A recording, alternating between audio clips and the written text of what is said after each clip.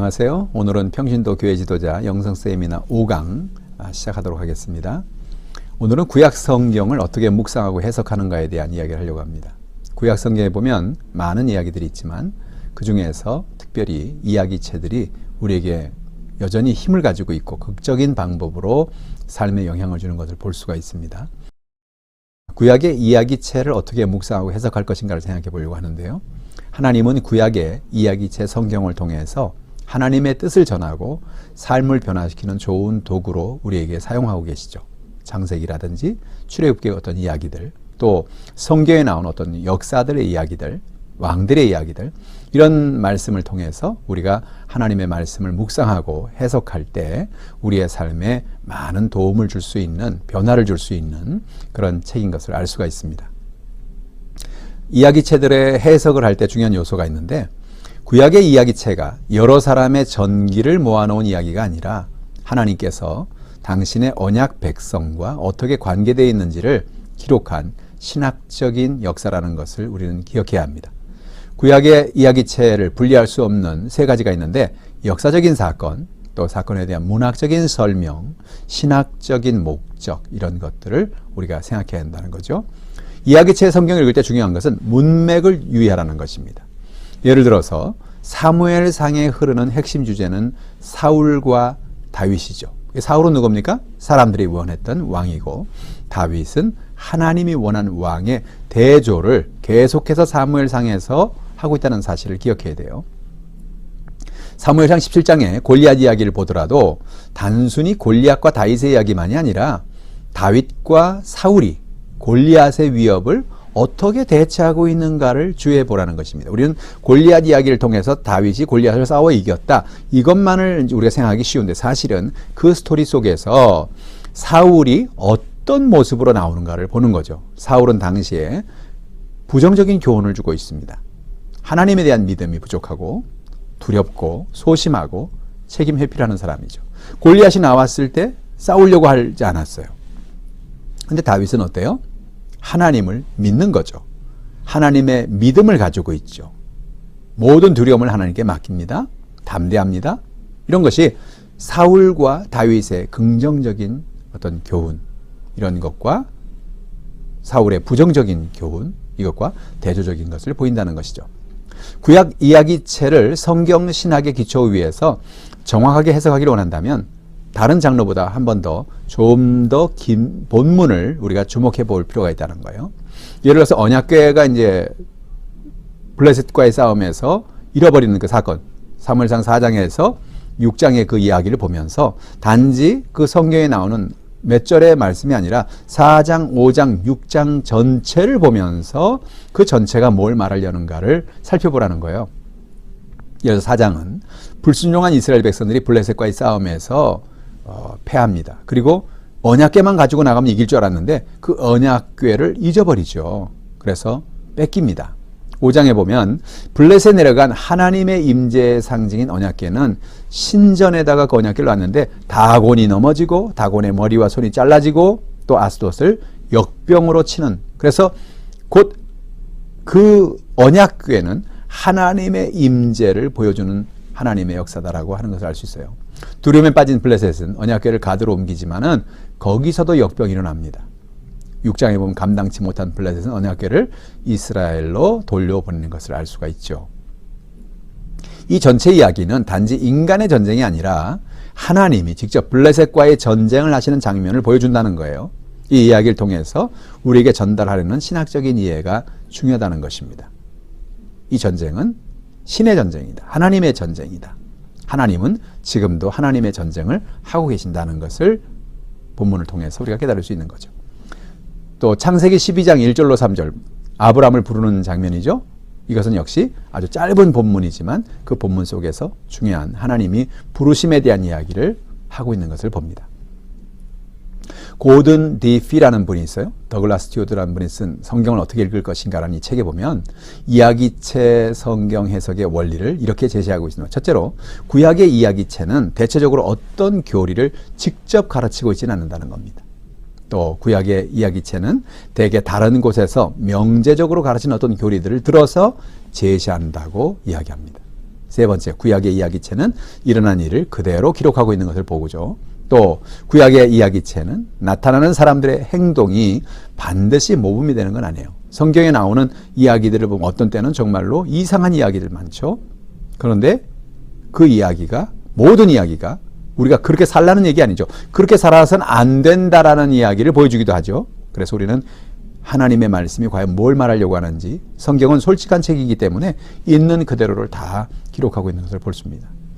구약의 내러티브에 등장하는, 이야기체에 등장하는 사람들이 결코 완전한 사람들이 아니라는 사실을 우리가 주목해야 됩니다. 그래서 우리가 하나님 말씀을 읽고 묵상할 때 성경에 나오는 모든 사람들을 우리가 닮아가야 된다? 큰일 납니다. 다 닮아가면 안 돼요. 닮아가면 안 되는 사람도 있어요. 그러니까 우리가 성경을 자세히 읽어볼 필요가 있는 것이죠. 여섯 번째로, 구약의 이야기체에서는 단락 끝에 항상 그 단락에서 이야기체에서 진행된 이야기가 선하다든지 악하다든지 하는 언급이 반드시 나타나는 것은 아니라는 거예요. 어떤 왕에 대해서 그가 악했다, 선했다 얘기할 수도 있지만 안 할 수도 있죠. 모든 이야기체는 다 선별적이며 불완전한 것을 볼 수 있어요. 관련된 세부 사항을 우리가 그 이야기를 통해서 늘 얻을 수 있는 것은 아니라는 거죠. 모든 이야기가 모든 것을 다 얘기해 주는 것은 아니라는 것입니다. 구약의 이야기체는 우리의 신학적인 문제들을 답변하기 위해서 기록된 것이 아니고 그 성경을 통해서 당시의 사람들에게 이야기하려는 그런 의도를 갖고 있는 거죠. 아홉 번째로, 구약의 이야기체는 명시적으로 무엇을 분명히 진술함으로써 혹은 암시적으로, 진술을 하지 않지만 암시함으로 가르칠 수 있다는 거예요. 그래서 명시적으로 가르치기도 하고 암시적으로 가르치기도 한다는 것입니다. 하나님은 모든 성경의 이야기체의 주인공이라는 사실을 우리가 늘 잊어버리지 말아야 한다는 것이죠. 해석의 요소는 성경의 인물과 관련되어 있습니다.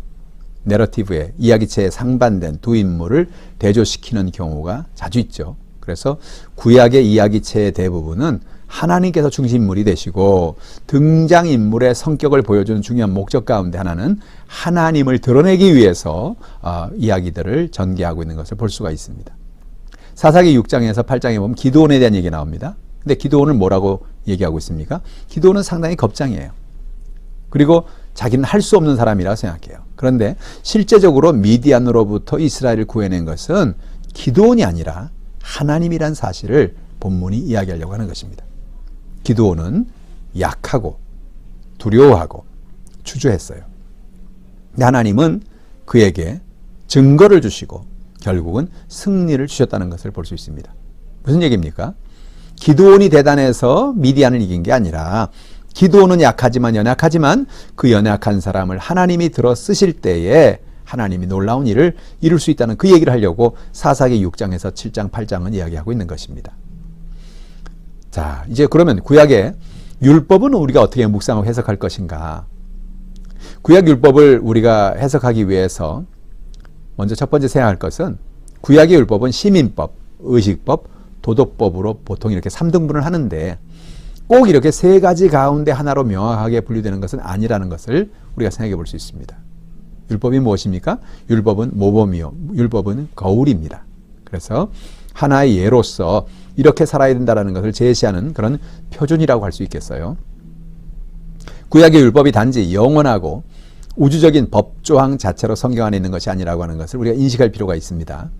율법도 구약 이야기체의 한 부분이기 때문에 율법을 해석하는 방법은 이야기체를 해석하는 것과 비슷하다고 생각할 수 있죠. 율법은 또한 모세가 하나님으로부터 받은 것이기 때문에 모세 언약과 깊은 연관이 있다는 사실을 우리가 명심할 필요가 있습니다. 여기서 언약이 가지는 기본적인 특징이 있어요. 모세 언약은 이스라엘이 가나안을 정복하고 차지하게 된 것과 아주 밀접한 관련이 있습니다.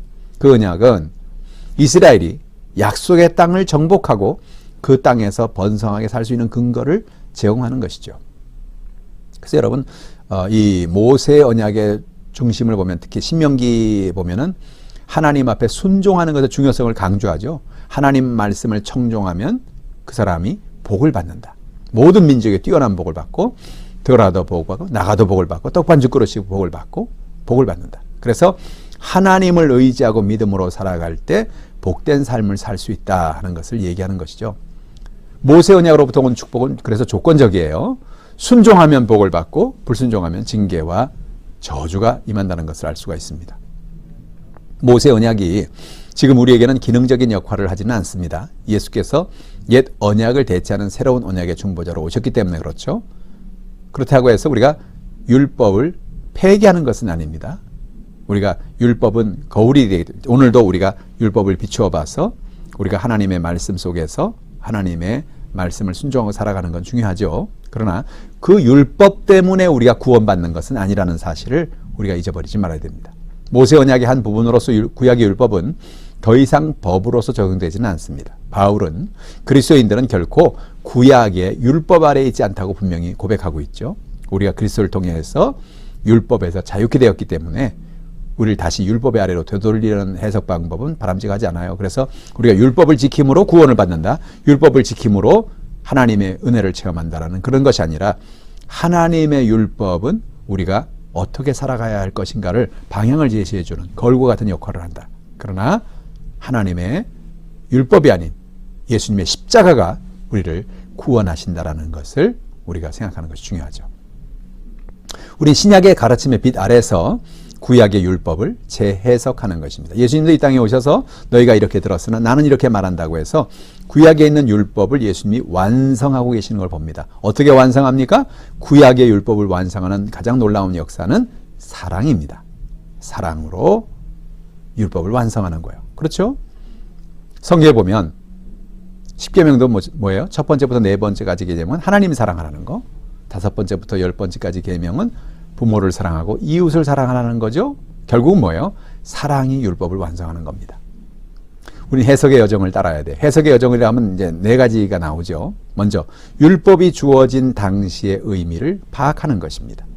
그 본문이 당시의 청중에게 어떤 의미를 갖고 있는가? 왜 모세는 이 율법을 당시의 이스라엘 백성들에게 전달했는가? 그때 이 본문이 어떤 의미를 갖고 있는가 하는 것을 생각해 보는 거죠. 성경의 청중과 오늘 우리 사이의 차이는 뭡니까? 오늘 우리가 율법 아래에서 당시의 성경 당시의 인물들과 오늘 우리에는 어떤 차이가 있습니까? 우리는 그들과 다르게 우리는 바로 율법의 언약 아래에 있는 것은 아니라는 거죠. 우리가 율법을 읽을 때 율법이 우리에게 많은 도움을 주고 나아갈 길을 제시해 주긴 하지만 우리는 율법으로 구원받는 것이 아니라는 거. 우리는 새 언약인 예수님의 십자가의 은혜로 우리는 구원받는 것. 이것이 어떻게 보면 가장 큰 차이라고 할 수 있겠죠. 당시의 율법이 전달될 당시와 또 오늘과의 차이입니다. 본문의 신학적인 원리를 결정해야 됩니다. 연구한 특별한 조항의 신학적 원리를 신약의 가르침 아래서 오늘날 그리스도인에게 적용하는 거죠.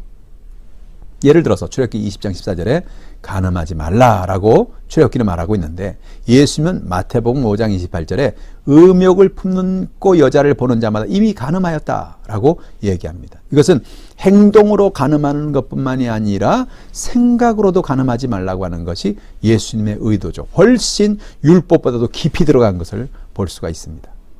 오늘날 우리 시대에 주는 의미가 무엇인지 우리는 결정해야 되는 것입니다. 발견한 신학적인 원리를 교회 성도들의 개인의 삶에 적용해 보는 것이 중요한 것입니다. 자, 예언서는 어떻게 묵상할까요? 어떻게 해석할까요?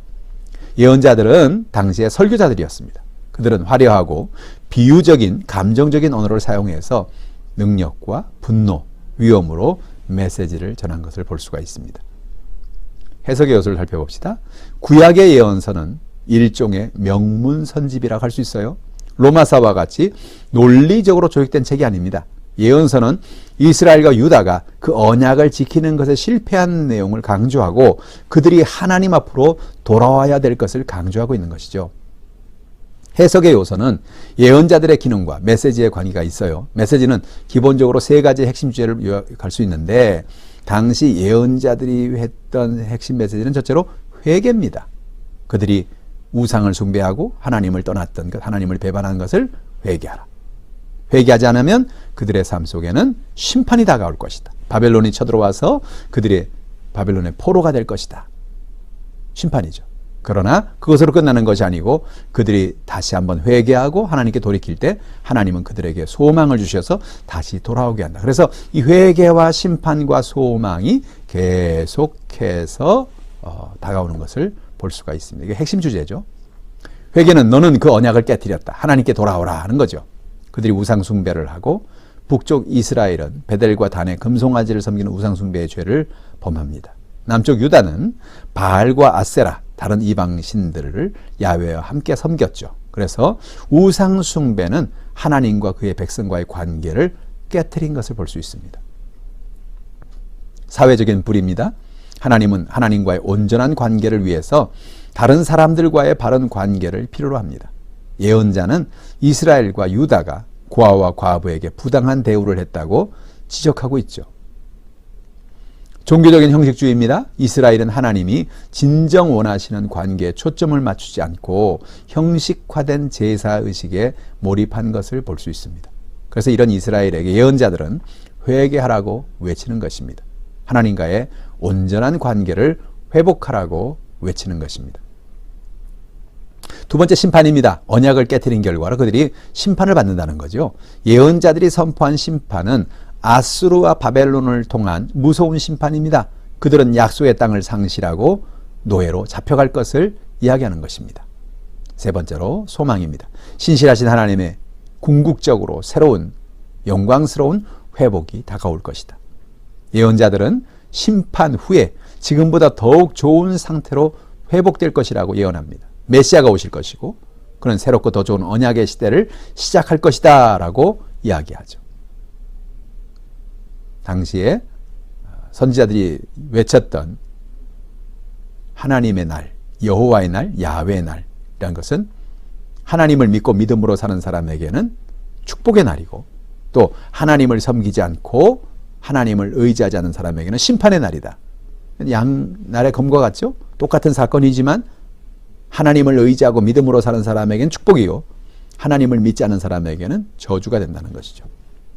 우린 요나의 이야기를 통해서 요나가 아수르의 수도 니느웨에 가서 말씀을 전할 때 그들이 모두 회개했지만 이스라엘과 유다 백성들은 많은 선지자들의 선포에도 불구하고 회개하지 않고 있음을 대조적으로 보여줍니다. 여러분, 놀라운 사실은 요나가 아수르의 수도 니느웨에 갔을 때 니느웨 사람들은 회개했는데 선지자들이 이스라엘 백성들, 유다 백성들에게 말씀을 전해도 그들은 회개하지 않은, 참 아이러니하죠?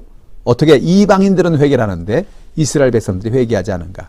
당시에 이스라엘 백성들의 완악함을 대조적으로 보여주는 것을 볼 수 있습니다. 우리가 이러한 해석을 할 때 피해야 될 사항이 있어요. 구약의 실제 역사적인 배경을 무시하지 않는 것입니다. 그래서 구약의 배경이 어떤가를 살펴보고요.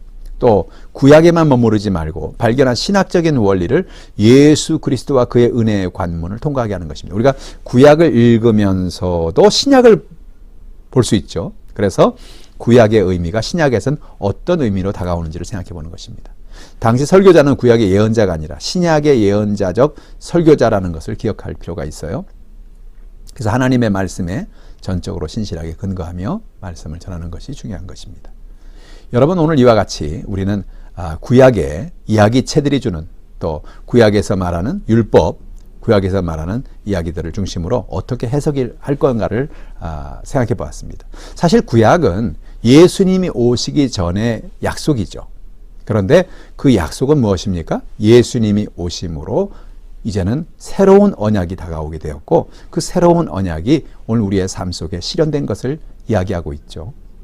그래서 우리는 구약에서 말하고 있는 하나님은 누구시며 하나님은 우리에게 어떤 계획을 가지고 계시며 우리의 삶 속에서 하나님이 어떻게 운행하고 계시는가를 잘 발견할 수가 있는 거죠. 그래서 구약을 날마다 우리가 읽고 묵상하고 말씀을 바라볼 때 구약이, 그 구약의 율법이 우리를 구원하는 건 아니지만 그러나 그 구약의 말씀들을 통해서 하나님이 어떤 분이시며 또 하나님이 얼마나 그의 백성을 사랑하시며 우리에게 놀라운 계획을 가지고 있는가를 깨닫게 되는 놀라운 하나님의 말씀의 보고라고 할 수 있겠죠. 그래서 여러분, 우리가 구약 성경도 열심히 읽고 묵상하면서 우리의 삶에 큰 은혜를 받는, 변화를 받는 그런 계기가 되어야 될 것입니다. 기도하겠습니다. 하나님 아버지, 감사합니다. 우리가 이렇게 영성 세미나를 통해서 하나님의 말씀을 읽고 배우게 하심을 감사합니다. 하나님의 말씀을 날마다 읽고 묵상하면서 하나님, 우리에게 주시는 하나님의 음성을 듣게 도와주옵소서. 그것을 우리의 삶에 적용해서 하나님 앞에 쓰임받는 우리 모두가 되게 하여 주시옵소서. 감사드리며 예수님의 이름으로 기도합니다. 아멘. 할렐루야. 오늘도 승리하셨습니다.